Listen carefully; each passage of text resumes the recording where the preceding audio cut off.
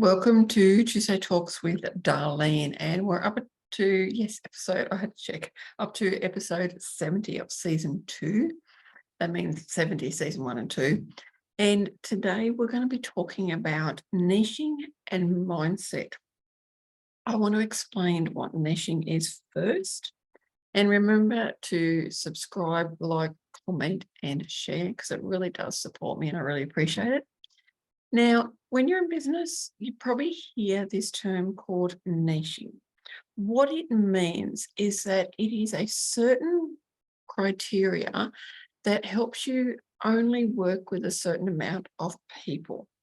You can't work with everybody. It's just not possible. And there are many ways to niche. You will find hundreds of ways, hundreds of different ways. Some are extremely involved. Others are not as involved, yet still come up with amazing, criteria in that. Niching is important. Now, when I first started out, I had a hobby. I thought that because I'd done healing, I'd done a course, I could heal everybody. Well, of course, yeah, I could, but I'd have to be here for like thousands of years. And it's not my job to heal anyway, because now I understand that we're not broken. We don't need to heal. It's an awareness. Yet I had the mindset of I was able to help everybody. So I didn't need to worry about, my messaging, my posts, just make them generic, that kind of stuff. Well, of course, I didn't understand at that stage why, I was getting the occasional client, but it wasn't actually building. It wasn't going on. They weren't coming back for more sessions. And I didn't understand. I didn't know. And at that time, I had a job anyway, so it wasn't really a concern to me. I was kind of wondering, I thought, something's probably going on. Maybe I need to, do more posts, that kind of stuff. Yet as time went on and I started doing more in business, refining things, understanding what I was doing, then I realized I needed to understand what was going on. I heard this term called niching. And then when I understood what it was, of course, I went, I don't need to niche. I don't need to do that. It doesn't suit me, doesn't work for me. So, of course, there was resistance around niching. My mindset had the idea that niching wasn't right for me. Why should I niche? It is only for certain businesses. That was my mindset. And of course, that meant that my mindset wasn't as good as it could be, because I didn't believe in these, and they are experts in these areas. I didn't believe in those experts. I also came across a lot of masculine marketing, really pushy, it was actually quite horrible, basically saying, this is the way you've got to do it. If you don't do it, you're actually going to fail. And it's like, hang on, I just felt so wrong. So of course I resisted more and more. And then thankfully I found the right people and I understood about niching. I still struggled with it, and I struggled with it for quite a while, until things just clicked. Things just absolutely clicked and I went boom. And that is why my business is growing, because I understood what niching was and why I could do it.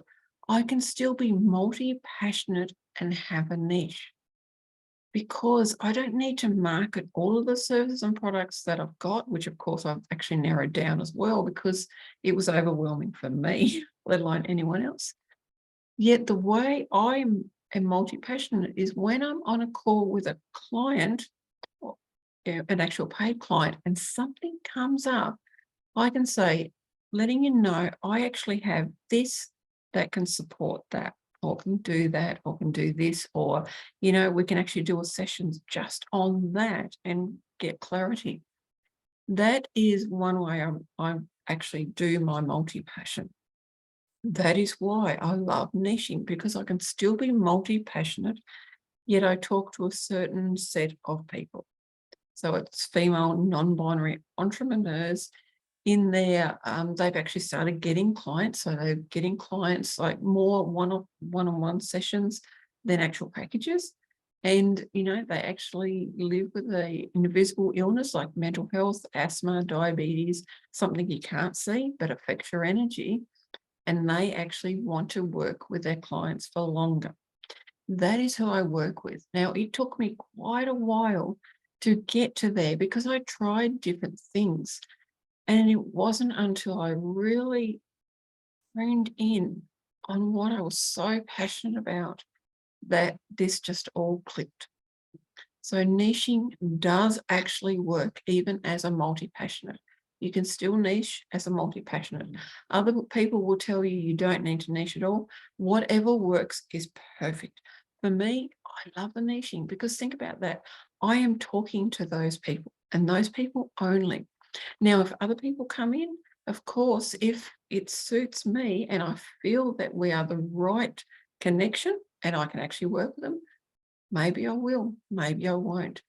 Yet I love this idea of niching. I love it now, but I certainly didn't before. Certainly didn't. So my mindset had to change. Our mindset is powerful. We can have a fixed mindset or a growth mindset. I was very fixed on the way I thought business was, how it was meant to be. I didn't niche, extremely fixed. And it wasn't until I kept doing things, courses, watching videos, attending webinars, workshops, that I started to move away from that fixed mindset. And I started to have more of a growth mindset, which is why everything's just clicked in. It is all clicked in beautifully and it's going forward. What is your mindset around niching? Do you feel that you need to niche? What do you actually think about niching? What is your way of niching? Now, I've got a beautiful way of niching that I've learned from a coach, and it works for me.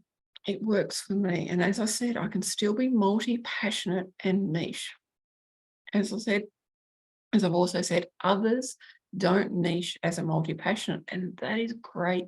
That is really exciting. Although when you really look at them, they do actually niche. They say they don't, but they actually do. Quite interesting, isn't it? Because it's other ways of niching. Now, you don't really niche, if you've learned a modality, you don't really niche as a modality. There's other ways of niching. It is more about the actual person themselves. And I've done quite a few sessions where we have actually honed in, gone in, and we have energetically connected with the potential client, the ideal client, and we've actually spoken to them. My client has spoken to their ideal client, and it's phenomenal because you're actually speaking to them energetically, which means when you're in that space, your mind is less likely to come in and go, oh, that's silly, that's not. It's like, this is what the ideal client is saying. And it's beautiful, absolutely beautiful. Again, what do you think about niching? I would love to know. Let me know in the comments what you actually think about niching and how is your mindset around it? Do you feel good about niching if you niche? If you don't niche, do you feel good about that as well? Or do you have resistance? Do you have fears and doubts and everything that come up? That's this week's beautiful episode for Tuesday Talks. Thank you for all your support, and I just absolutely love it.